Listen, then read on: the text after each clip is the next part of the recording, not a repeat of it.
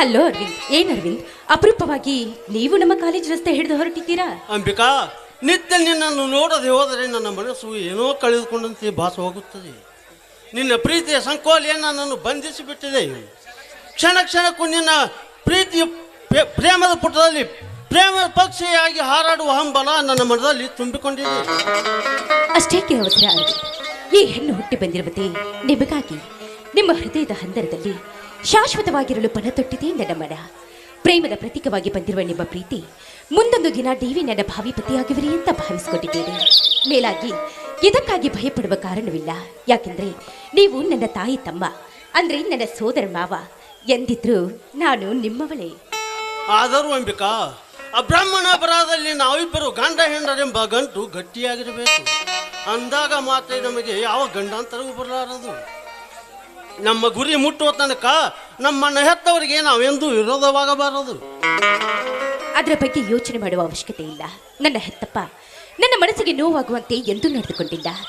ನನ್ನ ತಾಯಿ ತೀರಿಕೊಂಡ ಮೇಲೆ ಅಂದಿನಿಂದ ಇಂದಿನವರೆಗೂ ನನ್ನನ್ನು ಮುದ್ದಾಗಿ ಬೆಳೆಸಿ ವಿದ್ಯೆ ಕಲಿಸಿ ನನ್ನ ಮನ ಗೆದ್ದವರೊಂದಿಗೆ ಮದುವೆ ಮಾಡಬೇಕು ಅಂತ ನಿರ್ಧಾರ ಮಾಡಿದ್ದಾನೆ.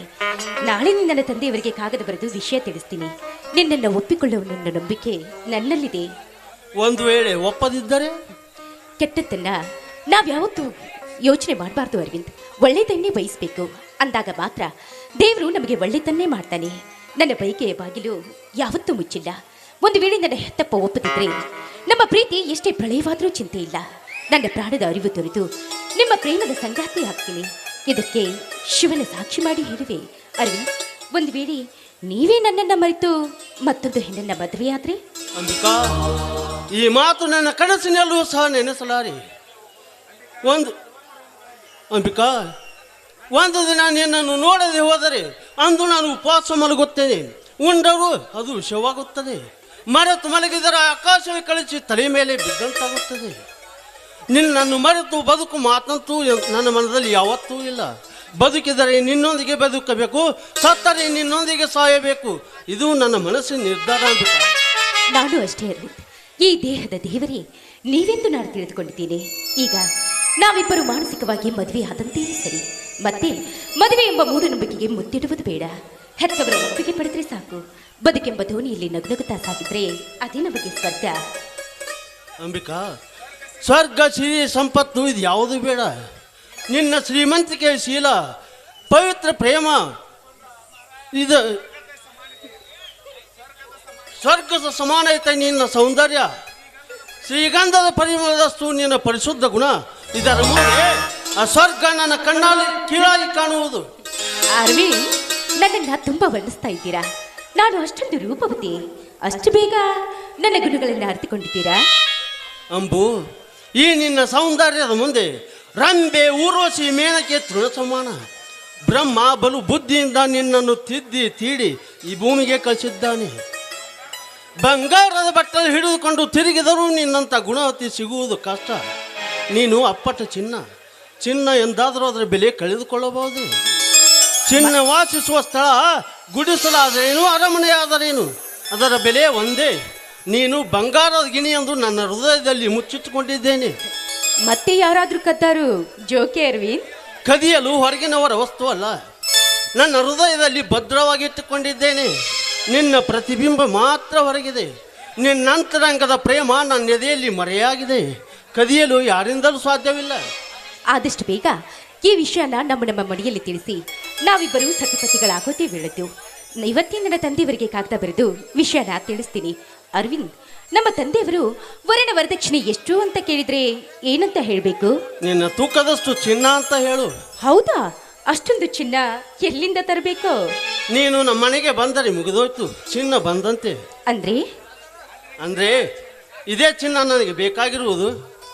ಹೌದಾ? ನೀವು ಸುತ್ತಿ ಬೆಳೆಸಿ ಕವಿಗಳಂತೆ ಮಾತನಾಡ್ತಾ ಇದ್ದೀರಾ. ಹೆಚ್ಚು ಹೊತ್ತು ನಿಮ್ಮ ಮುಂದೆ ನಿಲ್ಲುವುದೇ ಬೇಡ. ಮತ್ತೆ ನನ್ನ ಮೇಲೂ ಯಾವುದಾದ್ರೊಂದು ಕವನ ಕಟ್ಟಿದ್ರೂ ಕಟ್ಟಬಹುದು. ನೀವು ಕಟ್ಟಬಹುದೇನು? ಈಗಾಗಲೇ ಕಟ್ಟಿದ್ದಾಗಿದೆ. ಹಾಡುವ ಸಿರಿಕಂಠ ಬೇಕು ಅಷ್ಟೇ. ಆ ಕಂಠ ನೀನಾಗುವಾಗ ಹೋಗಿಲೆ.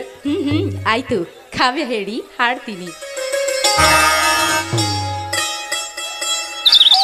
ಪ್ರೀತಿಗಾಗಿ ಪ್ರಾಣ ಹೋಗಲಿ,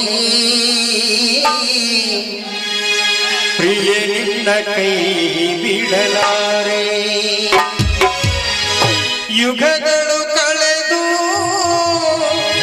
ಉರುಳಿದರು ನೀನೆ ನನ್ನ ಜೀವದ ಜ್ಯೋತಿ ಪ್ರೀತಿಗಾಗಿ